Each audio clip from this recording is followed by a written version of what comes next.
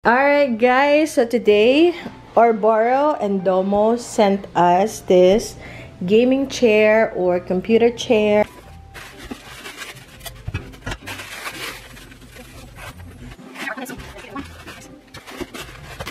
I'm gonna take out everything and then we're gonna put it together.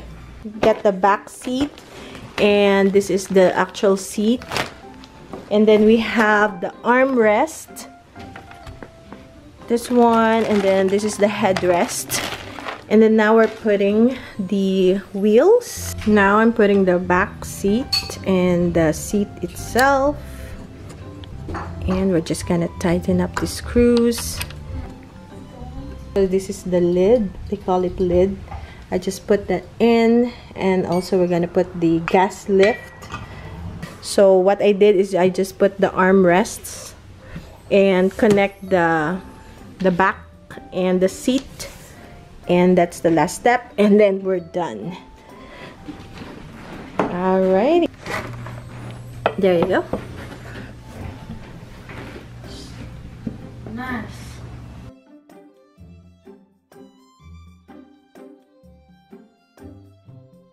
So this is an ergonomic chair. So one of the features is the lumbar support, so you can adjust it if you want it lower.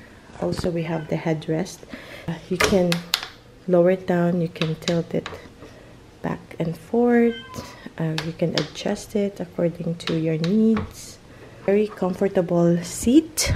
We also have the armrest. You can move this closer to you or away from you, so that's a really nice feature as well.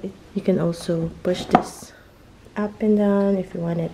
You can tilt it back using this, and then you can adjust this if you want it a little higher.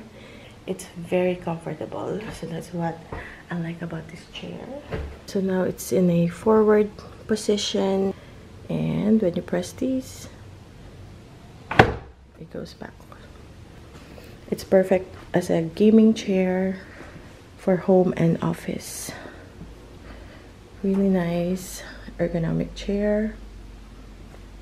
So this chair supports your body when you're sitting at the desk, and also it helps with the posture, back support, and also the distribution of weight, comfort, and movement. So if you guys want to check out this ergonomic home and office chair, link will be in the description box below.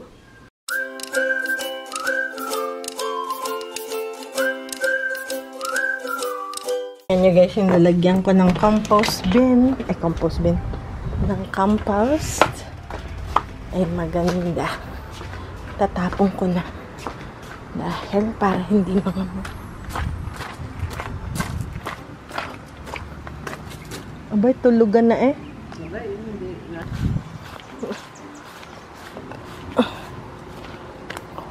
Tingnan nyo guys.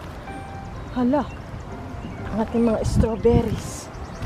Ito, nabunot ko na. Kumuha rin dito pala si Aunt Linda, yung aking hipag. Nag-uwi siya ng mga pananim. Diba ang cute na? So, itapon ko na. Ayan. So, kakadating lang pala nung kakadating lang ng mga bata. Nag-football kasama yung mga kaibigan. Sila lang tatlo, nina daddy ang pumunta, dahil ako'y pahinga na lang ako, mainit. Pero ngayon pagkatapos ng football, meron namang kakain naman doon sa bahay ulit ng kaibigan. Hi! So paalis kami, magbibis. Baby, I'm just gonna change. I already prepared what we're gonna bring. Nandun muna sila. Dahil natatamad ako pagkakanta. Mas gusto ko pang matulog, kaya lang. Siyempre, every weekend kasi nag-hangout yung mga bata dun sa kaibigan nila. Kung ako lang guys, dito na lang ako sa bahay maglilinis-linis. pag naedad ka na talaga, no? Hindi ka na mahilig, no? Maglalayas. Okay, kaya lang, syempre, sinusuportahan natin yung mga bata. Kaya hindi na ako sumama dun sa football nila kasi ganyan nga, mapapagod lang. Mapapagod lang ako. So, ang dadaling ko pala is strawberries. At saka yung those sides para sa hotdog. So, okay guys, ready na kami. So, atin nang dalhin ang ating mga dala-dalahan.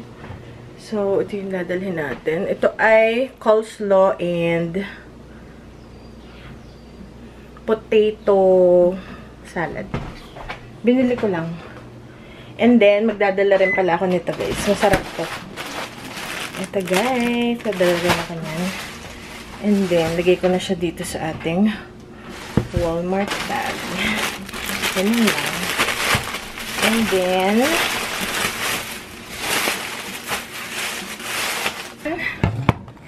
yung ating magsasalad sana ako, kaya hindi na ako nakapagsalad. So, yun na lang. Strawberries. Ayan. Hi guys, punta na tayo. Medyo late na naman tayo. Okay lang kasi kakagaling lang din naman. What will happen if we had So, ito na yung mga daladalahan natin. But if she gives birth Nakita nyo na again, she naman will have 5 kids. So, yun.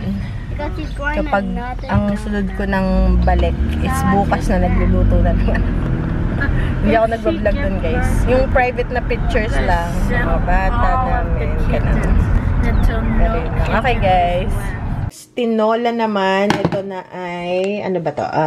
Manok. Yung, sabi kailangan may manok. Yun lang yung kinakain ng karne. Manok. Tapos sayote. And then, yun lang. Tinola. Gulay ulit. Nagtanong ulit si mother kung may gulay. Kung maggugulay. Basta everyday gulay. Kahit bigyan mo na ngayon ng fried chicken. Or basta depende talaga sa mood. Pizza. Nung isang araw dumating yung hipag ko. Binigyan ng pizza. Ayaw. Kay father lang daw. Tapos sabi ko gusto nyo pa kasi marami. Ayaw na. Mother. Hi guys. May pinuntahan ako ngayong umaga. And then dumaan na rin ako sa Walmart. Meron akong tinignan na mga pang, you know, clearance. May tayo sa clearance. Sa ngayon, yung tanim ng asawa ko, ang tawag doon, red radishes. May greens siya ito. Hinugasan ko na. Kasi kailangan daw i-thin out. Yung kailangan mo siyang panipisin para mas maganda yung tubo. So, hinugasan ko siya. Ihahalo ko siya sa ating, teka lang, isa pang hugas. Kasi may mga lupa. Pwede raw palang kainin. Di ganito yung ano, no? Labanos na mapula. Anong tawag doon? Basta yung red, radishes, ayan. Pwede pala siyang kainin. Pero, mapait yung tops. Yung greens, pwede siyang kainin. So, ilalagay ko siya sa munggo. Pero hindi ko alam baka mapaitan sila father. So, akin na lang. So, nagawa guys ako ng munggo today. Mung beans. Ayan, nakuha ko to clearance. Maganda yung brand niya, Bob's Red Meals. So, pero binabad ko muna siya overnight. Tapos, inilaga, and then iginata, and then, ano pa, maraming chicken, and then, at saka coconut milk na may luya, ano to, may bawang sibuyas. Ayan guys, ang ating munggo. Diba pag Friday ay munggo day. So, yan. Pero kahit naman siya hindi Friday, pwede naman siyang kainin. Okay, so ngayon, ang gagawin ko is magdi-deliver na tayong pagkain. Hindi ako nakapagtanghali na eh. Alas 12 na. Kakadating ko lang. Kasi may pinuntahan ako. Inimbitahan ako nung kaibigan na sumama sa kanya today. So, sumama ako. Okay. So, ngayon, ayan ang ating munggo. And then, lalagyan ko siya ng maraming spinach. So, ngayon, itong greens. Ayan. So, lulutuin ko muna. Ilulubog ko muna siya doon. Ito. Yay! Ito yung radish, red radish leaves or tops. So, yan yung ating kakainin. So, ilulubog ko muna siya. Wait lang, guys. Okay, kasama na yung roots. Kainin ko na rin.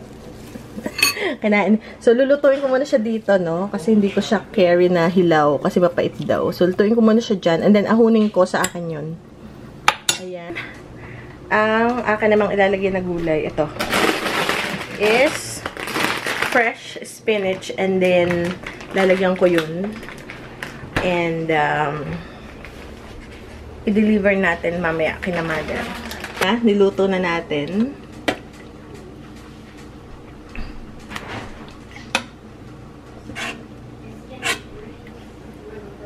Kalahati lang. Alright. And then, yan na. Diba ang dami? Okay. Tikman ko yung tops. Ayan na. Tikman natin yung ating. Mama, can I have water, please? Of course. Okay guys, so tikman ko lang. At, ayan na yung aking parang breakfast. Yung greens, tikman ko lang. Kasi galing sa garden, kaya ako excited guys. Hindi ko na nakat yung roots. Okay lang. So, tumahig tayo sa gulay talaga. Gulay is life. Ayan o. So, tikman natin. May mga ugat-ugat pa. Okay lang yan.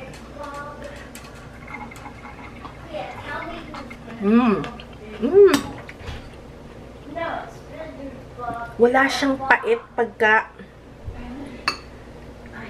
inano mo siya. Ayan o. Wala siyang pait.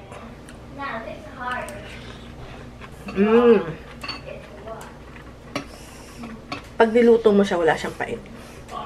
Sarap pala. First time ko. Sarap. Dala na tayo ng pagkain. Marami uling spinach sa gulay. Hindi ko na nilagyan ng mga sayote. Gulay na may spinach.